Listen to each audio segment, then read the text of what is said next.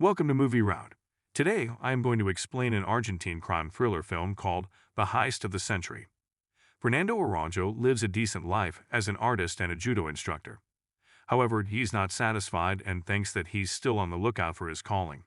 One night, on his way back home, he stops for a smoke as it rains heavily. After Fernando is done, he discards the cigarette, which slowly drifts away and falls into a sewer near the bank of Rio. Curious, he goes down the sewer and suddenly a crazy idea crosses his mind. The following day, Fernando goes to meet his civil engineer friend Sebastian and proposes the idea of robbing the bank. It turns out Sebastian is financially struggling, so he is open to the idea, but he estimates that the plan would require cars, tools, and lots of money. Therefore, Fernando starts looking for a funder and meets his other friend named Dabaza. Unfortunately, the latter is also short on money, so he suggests Fernando go to his thief friend, Mario. The scene then cuts to Mario, who breaks into an office at night and immaculately steals money from a safe. He doesn't even appear worried throughout the ordeal, indicating that minor robberies like these are a piece of cake for him. The next day, Fernando meets Mario at a cafe and explains his idea. The master thief is initially disinterested, but Fernando convinces him by saying that if they pull off the heist, he would never have to steal again. Fernando then drives him to the same location and lowers a measuring tape inside the manhole, right outside the bank. He also takes Mario down to the sewers to find the bottom of the tape. After some calculation, Fernando announces that they are 18 meters away from becoming millionaires. In the next scene, Fernando, Mario, and Dabaza gather to discuss the heist further. They plan to dig a tunnel into the bank, but all of the rooms inside have motion sensors. However, Fernando says that motions don't detect movements, they only identify changes in temperature. Therefore, he has made a suit out of a sleeping bag, which can help them disguise their body temperature. Now the only problem is that he doesn't know how to open the bank vault. So the following day, the group decides to investigate more. Fernando takes pictures of the bank's parking lot, situated behind the building before going inside with Sebastian. The latter pretends to open an account while Fernando takes pictures of the foyer. Unfortunately, he is soon caught and the security arrives. Fernando quickly tries to leave, but the security apprehends him and escorts him to the basement for questioning. Surprisingly, this was all part of the plan. Fernando uses this opportunity to closely observe the safe deposit box room. Meanwhile, the security check all his belongings, including the camera, but they do not find any evidence and reluctantly let him go. It's then revealed that Fernando had managed to remove the memory card of the camera. Later, Fernando and Sebastian draw up the bank's floor plan using the pictures in their memory. Fernando then hatches a plan to break into the bank from the small room. Next, they measure the distance between the manhole and the bank using a bicycle by calculating the number of times the tire rotates. The next day, Fernando uses his knowledge of geometry to calculate the angle at which they must dig up the tunnel to reach the bank. It's also revealed that the money the group is set to steal is insured, so no one except the bank will have to incur a loss because of them. Later that night, Fernando and the others go into the sewer and start digging up the tunnel. The following day, they hire another guy named Alberto, who is set to take care of the getaway car. Fernando and the group are yet to find a way to open 400 lockers. They initially consider using a blowtorch, but it would take them 1.5 minutes per box and 7 hours in total. Therefore, Fernando suggests renting a locker and studying it closely, but from another branch of the bank. The following day, Mario goes to another branch of the same bank and rents a safety deposit box. While opening it, he closely watches the lock. Next, Mario and his accomplice steal a getaway van and wait for Alberto outside his home. Shortly after, they are approached by police. The duo panics, thinking that they are going to be caught, but fortunately, Alberto and his wife arrive and tell the officer that they are friends. The group continues digging the tunnel, and one day they meet with an accident and break the drill. Fernando brushes the incident aside and plans to buy a new drill, but this infuriates Mario as he has already invested a lot of money in the project. Later that night, Fernando visits his girlfriend and they gaze at the stars together. They talk about how they are looking at the past of the stars as the light takes years to reach Earth. We think they exist, but they are gone. This suddenly gives Fernando an idea and he immediately heads to Mario's home. Fernando tells him that he has found the solution. He says that the bank is well protected when it is both open and closed, but the measures are different. The bank has good security measures to prevent cash theft and good protocols to avoid the tunnel heist. However, they don't have a measure to prevent them both from happening at the same time. Fernando plans to enter the bank from the front during working hours when the safety vault is open, thus avoiding alarm and motion sensors. This will give the cops an impression that they are small-time thieves who are after petty cash. Fernando wants to make everyone believe that they are planning to leave from the front door, so that the cops won't even suspect a tunnel escape. Hearing all this, Mario is delighted, and he absolutely loves the idea. The scene then cuts to the day of the heist. Everyone applies glue on their fingers to hide their fingerprints. Sebastian is dropped by the sewer, and he goes inside to do his work while Fernando and the others enter the bank in a disguise before putting on their masks. Shortly after, Mario and Dabauza head to the first floor while Fernando and Alberto take over the ground floor.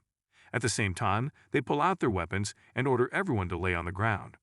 A security guard watches it transpire from the CCTV room and immediately alerts the police. It's then revealed that Fernando is overhearing the communication from his walkie-talkie. Mario orders the cashier to load the money into a bag while Alberto goes to lock the parking gate. The police eventually arrive outside, and seeing this, Fernando holds a civilian at gunpoint. He then threatens to kill the man if the police try to storm into the bank. Following this, Fernando returns back inside and informs his accomplices that the first phase has been completed. As soon as Mario hears this, he holds a woman at gunpoint and orders the security guard in the CCTV room to surrender himself. The guard reluctantly obliges, and Mario seizes his gun's magazine and mobile phone before releasing him outside. Next, the group disables all the cameras in the bank. Fernando goes to the small room and moves a cabinet. From the other side, Sebastian breaks the wall and enters the bank through the tunnel.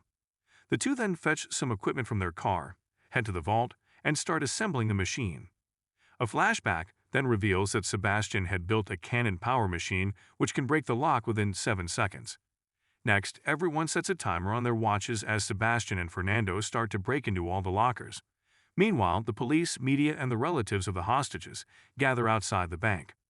The police captain speaks to the security guard and gets to know about the situation inside. Elsewhere, as Fernando and Sebastian continue to break open the lockers, suddenly they hear the police climbing on the roof. Mario then gets the captain's call on the guard's phone, which he had taken earlier. A flashback reveals that Fernando had also prepared for this scenario, so he made Mario practice the art of negotiation. Back in the present, Mario speaks to the captain and orders him to remove all the forces from the terrace, threatening to kill the civilians. The captain obliges, but he covertly sends 2 snipers on the neighboring building. He then asks Mario about his demands, and the latter tells him that he wants to speak to the district attorney. The captain agrees to fulfill his demand and requests 1 hour of time from him. Meanwhile, Fernando and Sebastian have already unlocked a lot of lockers, recovering tons of cash, gold, and other precious ornaments. Outside, the police assess the situation. There are only 2 ways to enter the bank, from the main gate and the parking lot. However, they do not know anything about the location of the hostages. They also conclude that it is simply an attempted robbery. After a while, the captain again gets on a call with Mario and asks him to surrender. He says that the burglars haven't hurt anyone yet, so they will get away with a light sentence. The captain also offers to find him a lawyer. In response, Mario says that he will discuss it with his accomplices. All this while, Fernando and Sebastian break into more lockers while the police wait outside helplessly. Just then, an old hostage's phone starts to ring, and it's revealed that it's her birthday today. Mario then wishes her a happy birthday while Dabauza takes a chocolate from another hostage and gives it to her. The snipers watch them celebrate the woman's birthday and relay the information back to the captain, surprising him. Meanwhile, Mario sets the woman free as a birthday present. He then leans against a window and tells the captain that he has spent 15 years in prison and that he will only surrender if the DA assures him that he will get a light sentence. Upon hearing this, the captain orders the sniper to hold back and Mario gets away from the window. It's then revealed that he was actually testing if the police would shoot him. Soon, the DA arrives and speaks with Mario. Surprisingly, the latter starts hurling abuses at the DA and refuses to talk with him. Mario then demands to speak with his lawyer instead. However, when the captain asks for the lawyer's number, Mario gives him the phone number of a hostage. He then changes his voice and speaks to the DA as his fake lawyer. In this way, he buys his burglar friend some more time. Next, Mario holds up all hostages on the first floor while Fernando and others finally start transporting their loot through the tunnel. Mario then switches off his mobile phone, and this makes the captain doubt if he is really serious about surrendering. Just then, He notices the manhole and figures out that the burglars have found an alternate way to escape. Meanwhile, after loading the loot on the boats, Fernando leaves all the weapons in the vault for the police. A flashback then reveals that all the weapons are actually children's toys because Fernando didn't want to hurt any civilians.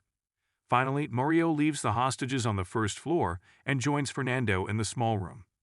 As soon as he does so, all the scared hostages pick up their phones and call their relatives outside. The captain also sends a troop into the sewer, while another one storms into the bank from the front. Fernando and Mario quickly clear all evidence of the tunnel and join the others in the boat. Another flashback reveals that Fernando had also anticipated the police finding about the sewer. Therefore, they had already built a dam to increase the water level, which would allow them to go in the opposite direction on a motorboat. Elsewhere, the captain reaches the small room and eventually the tunnel opening, where a bomb is blocking the entrance. However, he soon learns that the bomb along with the weapons are fake. Unfortunately for the captain, it's too late as the thieves have already managed to escape. Meanwhile, Fernando and the group flee the scene in their getaway vehicle and destroy all their gears. They then head to Alberto's house and divide the loot equally amongst themselves. Several months have passed and the group appears to be enjoying their best lives. However, one day, Alberto's wife catches him cheating on her. This infuriates her so much that she reports him to the police, exposing him as one of the thieves in the bank heist. As a result, one by one, all of the thieves are arrested. The movie again fast-forwards 7 months into the future. Fernando is released from the prison and he is welcomed by Mario in his luxury car.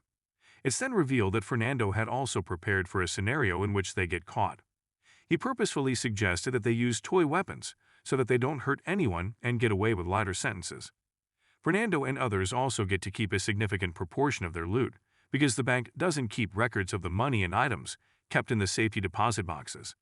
The bank estimated that the lockers stored $25 million worth of cash and jewelry, but the police only recovered $1.17 million and 8 key jewelry. Since there was no official record of the items in the lockers, the police couldn't pursue a strong case against the criminals, and they basically got away with only a slap on the wrist. Thanks for watching.